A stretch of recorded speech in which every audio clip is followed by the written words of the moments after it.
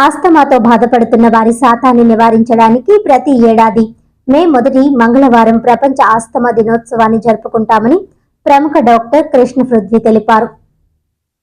మంగళవారం Kakinada city press క్లబ్లో ఏర్పాటు చేసిన పాత్రికేయుల సమావేశంలో డాక్టర్ పృథ్వీ మాట్లాడుతూ కరోనా తర్వాత ఆస్తమా కేసులు అధికంగా నమోదవడం జరుగుతుందని తెలిపారు.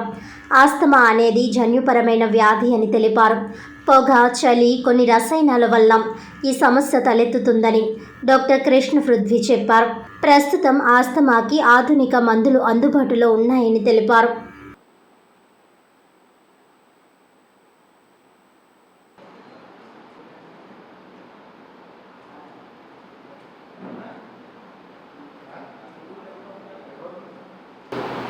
సో అందరికీ నమస్కారం అండి.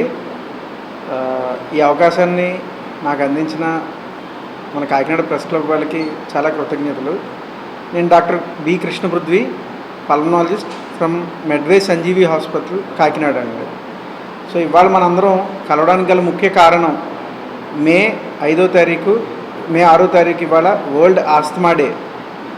ప్రతి మంగళవారం మే నెలలో వచ్చే మొదటి మంగళవారాన్ని మనం వరల్డ్ ఆస్తమా డే కింద సెలబ్రేట్ చేసుకోవడం అనేది జరుగుతుంది. సో ఎందుకని ఈ వరల్డ్ ఆస్తమా డే అనే దాన్ని మనం జరుపుకోవాలి? మనందరికీ తెలిసిందే, కరోనా తర్వాత ఊపిరితిత్తుల వ్యాధులు అనగా లేదా ఇతరత్ర వ్యాధులు పెరిగిపోవడం జరిగింది. కాలుష్యం వల్ల అవ్వచ్చు, మన రోజువారీ లైఫ్ స్టైల్ వల్ల అవ్వచ్చు. ఈ ఆస్తమా అనే పదాన్ని పుట్టిన పిల్లవాడి దగ్గర నుంచి ముసలితనం వచ్చిన ప్రతి ఒక్కళ్ళ దగ్గర మనకి దగ్గు అవ్వచ్చు, ఆయాసం అవ్వచ్చు, ఇలా వెళ్ళగానే ఇది ఆస్తమా అవ్వచ్చండి మన లోకల్ డాక్టర్ గారి నుంచి అత్యంత పెద్ద స్పెషలిస్ట్ వరకు ఈ పదాన్ని మనం తరచూ వింటూ ఉంటాం. సో ఈ పదాన్ని లేదా తెలుగులో మనం రోజువారీ వాడుకునే భాషలో ఉబ్బసం అంటాం. ఈ పదం వినగానే అమ్మో ఇది దీర్ఘకాలిక జబ్బు, మనకి ఇది ఏదో తగ్గదు, మనకి దీనికి ఇంకా క్యూర్ లేదు అని చాలామంది పేరెంట్స్ అవ్వచ్చు, పిల్లలు అవ్వచ్చు, భయభ్రాంతులకు లోనవుతూ ఉంటారు. సో దాని యొక్క అవగాహన కల్పించడం గురించే ఈ వరల్డ్ ఆస్తమా డే అనేది సెలబ్రేట్ చేసుకోవడం అనేది జరుగుతుంది. సో ఈ ఏడాది థీమ్ ఏంటంటే make inhalational therapy accessible to all. అంటే మనం ఇన్హేలర్స్ అనే పదాన్ని వింటూ ఉంటాం.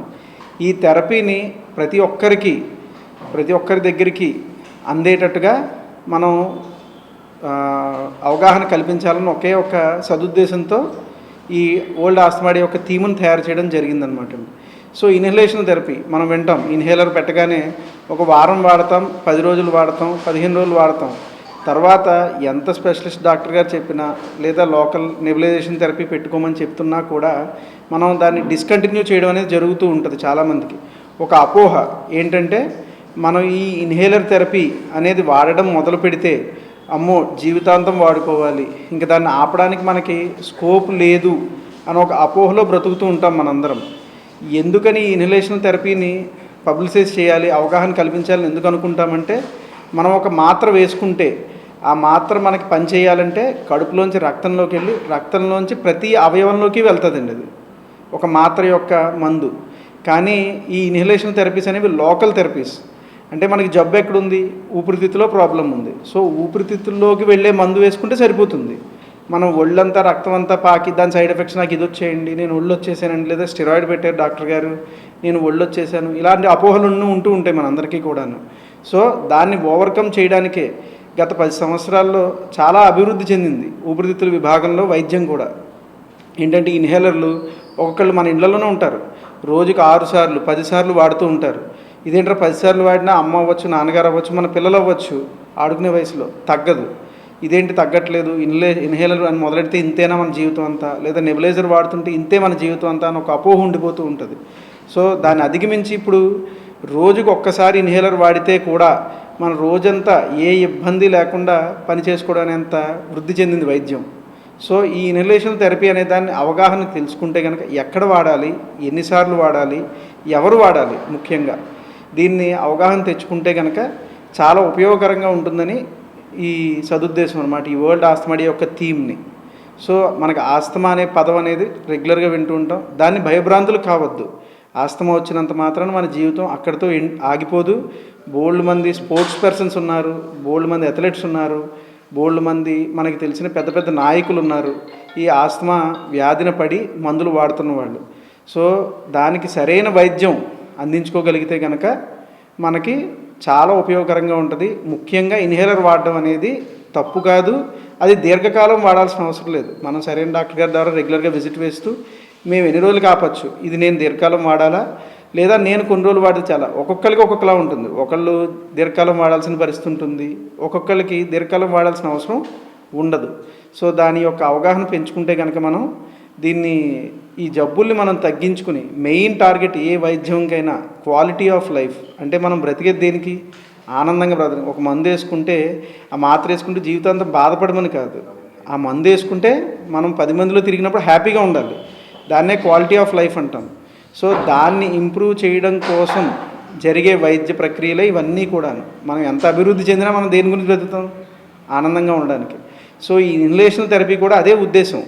మీరు ఒకసారి పీల్చుకుని వెళ్ళిపోయారు, మీకు ఆస్తమా ఉందని ఎవరికి తెలియాల్సిన అవసరం లేదు. దాన్ని బ్యాగులో పెట్టుకుని ఒకప్పుడు తీసుకెళ్ళమని చెప్పేవాళ్ళం, ఇప్పుడు అవసరం లేదు. రోజుకి ఒకసారి ఇంటి దగ్గర నుంచి బయలుదేరట్టు పీల్చుకుని వెళ్ళిపోతారు ఆఫీస్కి, తర్వాత మళ్ళీ దాని అవసరం కూడా ఉండదు.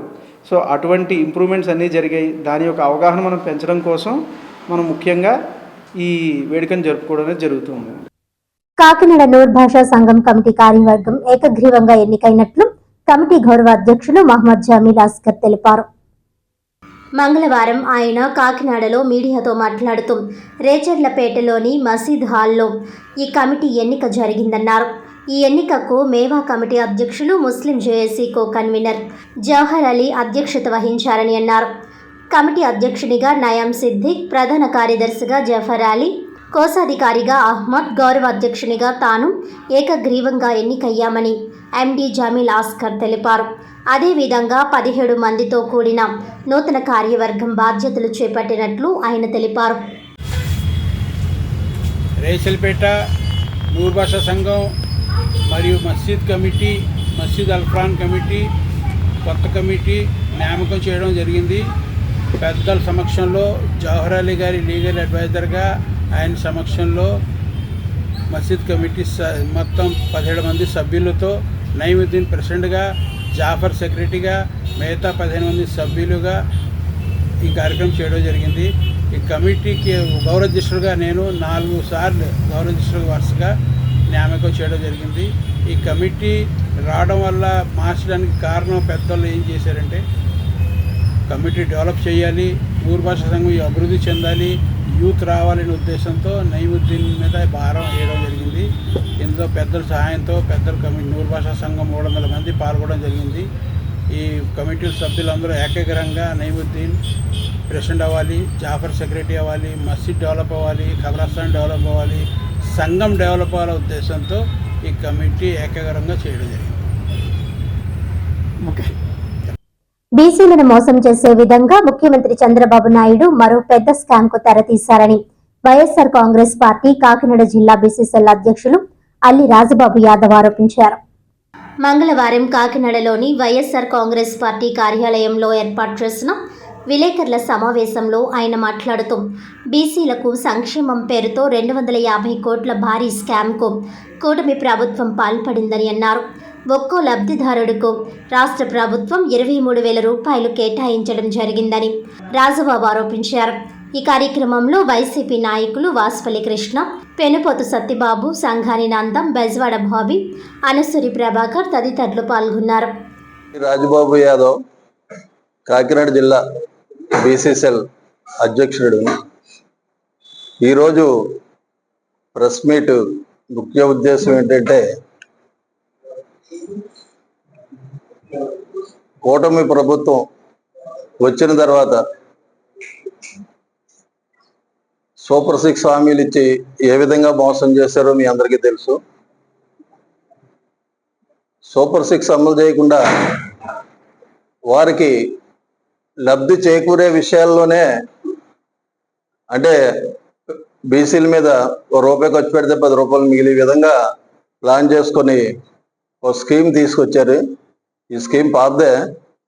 బీసీ మహిళలకు, ఈబీసీ మహిళలకు కుట్టు మిషన్ల పంపిణీ కార్యక్రమము అని ఒక స్కీము తీసుకొచ్చి దానికి ప్రతి మహిళకు 23,000 ఖర్చు అవుతుందని టెండర్స్లో 56 కంపెనీలని డిస్క్వాలిఫై చేసి చివరికి 3 కంపెనీలు ఉండే విధంగా ప్లాన్ చేసుకొని 3 కంపెనీల్లో కూడా L1కి 5% మాత్రమే వర్క్ ఇచ్చి వీళ్ళకి అనుకూలంగా ఉండి మళ్ళీ ఈ కంపెనీ నుంచి క్విక్ బ్యాక్ వెనక్కి డబ్బులు ఇచ్చే కంపెనీలు 2 సెలెక్ట్ చేసుకొని అందులో వారికి 95% వర్క్ ఇచ్చే స్కామ్ని చంద్రబాబు నాయుడు గారు, పవన్ కళ్యాణ్ గారు, బీజేపీ ప్రభుత్వం ప్లాన్ చేస్తున్నారు.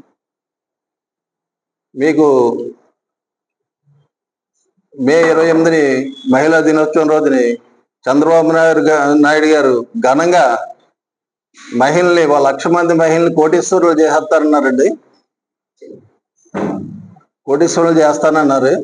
అందులో భాగమే ఈ కుట్టు మిషన్ పంపిణీ కార్యక్రమం, ట్రైనింగ్. అయితే కుట్టు మిషన్ ఖరీదు 4,300.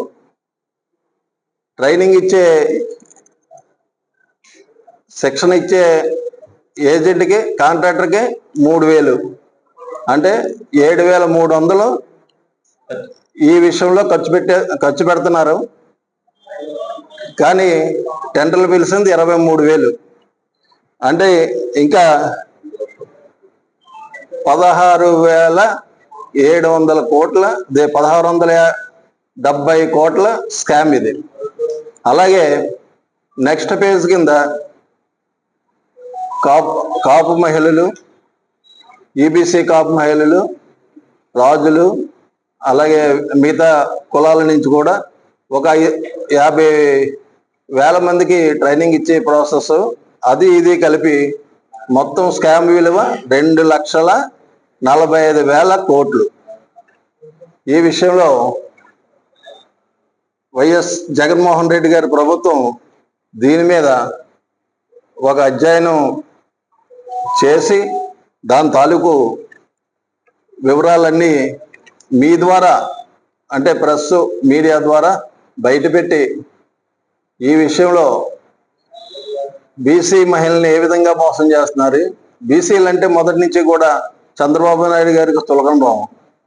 2014 ఎన్నికల్లో 146 హామీలు ఇచ్చి ఏ హామీ కూడా అమలు చేయకుండా, హామీలు అమలు చేయబడిన మన మత్స్యకారుల్ని తొక్కదీస్తాను, తోలుదీస్తానని ఏ విధంగా మోసం చేశారో మీ అందరికీ తెలుసు. అదేవిధంగా నాయి బ్రాహ్మణుల్ని హామీలు అమలు చేయమంటే వారికి గుళ్ళో ఉద్యోగాలు ఇస్తామని, బోర్డు మెంబర్ ఇస్తామని, ఇలా రకరకాల హామీలు ఇచ్చి 2014లో అధికారంలోకి వచ్చిన తర్వాత నాయి బ్రాహ్మణులు సెక్రటరియట్లో అయ్యా మా సంగతి ఏంటని అడిగితే పవిత్రమైన సెక్రటరియట్లోకి మీరు ఎలాగ అడుగు పెడతారు అనేసి వాళ్ళని అవమానించిన తీరు కూడా మీ అందరికీ తెలుసు. ఇంకా యాదవుల విషయం వచ్చేటప్పటికి, అందరికీ నమస్కారం. ఈరోజు ఈ ప్రెస్ మీట్ సారాంశం ఏంటంటే, బీసీలు అలాగే బడుగు బలహీన వర్గాల్లో పేరు చెప్పుకొని అధికారంలోకి వచ్చిన కూటమి ప్రభుత్వం చేస్తున్న మోసాల కోసం కొన్ని వివరాలు చెప్పాలనుకుంటున్నాం. బీసీ మహిళలు పేరు చెప్పి కుట్టు మిషన్లో అనే ఒక పథకం పెట్టే అధికార పార్టీ ఈరోజు పెద్ద మోసానికి, ఒక పెద్ద స్కామ్కి ఒడిగడుతుంది. దానిలో షార్ట్ కట్లో కొన్ని వివరాలు చెప్పాలనుకుంటున్నాం. కుట్టు మిషన్ విలువ వచ్చేసేసి ఒక్కొక్కటి 4,300 అండి. తర్వాత దాని ఖర్చులు ఏదైతే ట్రైనింగ్ ఇస్తారో దానికి 3,000, టోటల్గా 7,300 ఖర్చు అవుతుంది. 7,300 గాను 1,00,000 మందికి లెక్కేసుకుంటే 73 కోట్లు మాత్రం అవుతుంది. కానీ ఇక్కడ 73 కోట్లకు గాను 245 కోట్లు ఇక్కడ టెండర్లు పిలవడం జరిగింది. ఒక్కొక్క వ్యక్తికి వచ్చేసి 7,300 అయ్యేటప్పుడు ఈ దాదాపుగా దీని మీద వాళ్ళకి మిగిలేదు ఎంత అంటే 167 కోట్లు. ఇది పట్టపగలు ఇది దోపిడీ అంటారా లేకపోతే ఏమంటారండి? మరి ఏదైతే అయినా విజనరీ అని అన్నారో, విజనరీ అంటే ఆలోచనలు ఇలాగే ఉంటాయా? విజనరీ ఆలోచనలు దయచేసి యావత్ ఆంధ్రప్రదేశ్ ప్రజలందరూ దీన్ని గమనించాలని కోరుకుంటున్నాం. ఇలాంటి పెద్ద పెద్ద స్కాములు చేయడం కాదండి. మీరు ఏదైతే ఎలక్షన్లో హామీలు ఇచ్చారో ప్రతి ఒక్కరికి సంక్షేమ పథకాలు జగన్మోహన్ రెడ్డి గారు ఇచ్చిన దానికంటే 200 ఇస్తారన్నారు. దాని మీద కొద్దిగా దృష్టి పెడితే సాధారణమైన ప్రజానికి అంతా బతుకుతారని మేము ఈ సభాముఖం తెలియజేయడం జరుగుతుంది. మీరు అలా కాకుండా ఇలాగ మోసాలు చేసుకుంటూ పోతాం, మేము ఏం చేస్తే జరుగుతుంది అనుకుంటే ఇది ఎంతో కాలం నిలబడదండి. దయచేసి దీని మీద గమనించాలి. పవన్ కళ్యాణ్ గారు కూడా దీని మీద స్పందించాలి. అంతేగాని మీ ఇష్టం వచ్చినట్టుగా మేము చేసుకుంటూ పోతాం అంటే కరెక్ట్ కాదు ఇది. ఎందుకంటే అక్కడ టెండర్లు దాదాపుగా 60 మంది వేస్తే అందులో అందరూ పోగా ఒక 3 మాత్రం మిగిలారు. అందులో A1 వచ్చేసేసి A1 వ్యక్తికి మీరు ఇచ్చిందంట 5%. కానీ A2, 2, 3, L1, L2, L3 వీళ్ళిద్దరికి ఇచ్చింది 95%. అసలు L1కి టెండర్ వస్తే ఆయన క్వాలిఫై అయితే మిగతా ఇద్దరు సెకండ్ థర్డ్ గ్రేడ్ లో ఉన్న వాళ్ళు తీసుకొచ్చి ముందు పెట్టి వాళ్ళకి 95% ఇవ్వడానికి గల కారణాలు ఏంటి? దీని వెనకతలో ఉన్న మతలబ్ ఏంటి? దీని మీద ప్రజలకు మీరు సాయం చేసేవలసిన అవసరం అయితే ఉంది. ఈ సందర్భంగా మేము చెప్తున్నాం. ముఖ్యంగా ఈవేళ బీసీల పేరు చెప్పుకొని అధికారంలోకి వచ్చిన మీరు మొన్నటికి మొన్న మత్స్యకార భరోసా ఒకటి జరిగింది. మత్స్యకార భరోసాకి గత ప్రభుత్వం ఏం చేసిందండి? ఏదైతే లిస్టు జరిగిందో లిస్టు అయిన వెంటనే దానికి ఏమైనా ఒకవేళ యూనిట్ల పరంగా కానీ ఏమైనా డిస్క్వాలిఫై అయిన లిస్ట్ ఏదైనా ఉంటే మళ్ళీ దానికి రీవెరిఫికేషన్ చేసి 6 నెలలు కరెంటు బిల్లుకి టాలీ చేసుకుని 6 నెలల్లో కరెంటు బిల్లు 300 యూనిట్లు దాటితే వాళ్ళకి మత్స్యకార భరోసా క్యాన్సిల్ అయ్యేది. ఇప్పుడు మీరు అలా కాదు, 1 టైం సెటిల్మెంట్ అన్నట్టు ఒకసారి ఇచ్చిన పథకమే మళ్ళీ రెండోసారి ఎవరికైతే పథకం రాలేదు వాళ్ళందరికీ మళ్ళీ ఈ పథకం లేదు. ఈ రోజు గొల్లుమని ఎడుతున్నారండి మత్స్యకారులు అందరూ. మొన్నటికి మొన్న మీ మంత్రి ఎర్రమనాయుడు వాళ్ళ అబ్బాయి రామనాయుడు తోటి ఏం చెప్తున్నారండి? మూలపేట పోర్టు మా చంద్రబాబు నాయుడు కట్టించారు. మూలపేట పోర్టు మీరు ఎక్కడ కట్టించారండి బాబు? జగన్మోహన్ రెడ్డి గారు కట్టించారండి. 4 పోర్టులు ఆంధ్రప్రదేశ్ మొత్తంలో 4 పోర్టులు, 10 ఫిషింగ్ హార్బర్లు, 4 మేజర్ ఫిషింగ్ హార్బర్లు ఎవరి వల్ల కాదు సార్. కానీ దాన్ని ఎట్టుకొచ్చేసి మీ పేరు పెట్టుకుందామని అంటే అక్కడ వద్దండి. మేము చూసాం కదా, జగన్మోహన్ రెడ్డి గారు ఏరియాల సర్వేలు చేశారు, అక్కడికి వెళ్ళి శంకుస్థాపన చేశారు. అక్కడ దాదాపుగా 50%, 70%, 90% కూడా పోర్టులు మొత్తం అలాగే హార్బర్లు కూడా ఆయన కట్టగలిగారు. మీరు ఏమీ కట్టకపోతే ఒక రాయి కూడా శంకుస్థాపన చేయకపోగా ఒక పునాది కూడా వేయకపోగా మీ పేరు పెట్టుకోవాలనుకోవడం మీ మంత్రుల చేత మా చంద్రబాబు నాయుడు గారు వచ్చిన తర్వాత కట్టారని చెప్పడం ఎంతవరకు న్యాయమండి? ఇప్పటి వరకు చరిత్రలో పోర్టులు కట్టిన చరిత్ర వరకు లేదండి. 4 పోర్టులు ఒకేసారి జగన్మోహన్ రెడ్డి గారు 4 పోర్టులు కట్టాడు, 10 ఫిషింగ్ హార్బర్లు కట్టాడు. మీరేం చేశారండి? ఆయన ఏమైనా అనుభవం లేదన్నారు, మీకు అనుభవం ఉందన్నారు. అనుభవంలో మీరు ఏమి చేయలేకపోయారు. పైగా ఆయన పథకాలు మీ పథకాలుగా చెప్పుకోవాలనుకున్నారు. ఇక మీద ఎలాంటి దుశ్చర్యలు చేయకుండా ఇంతటితోటి ఈ స్కామ్ మీద మాత్రం మీరు దృష్టి పెట్టి బీసీలకు తగిన న్యాయం చేయాలని ఈ సందర్భంగా తెలియజేసుకుంటారు.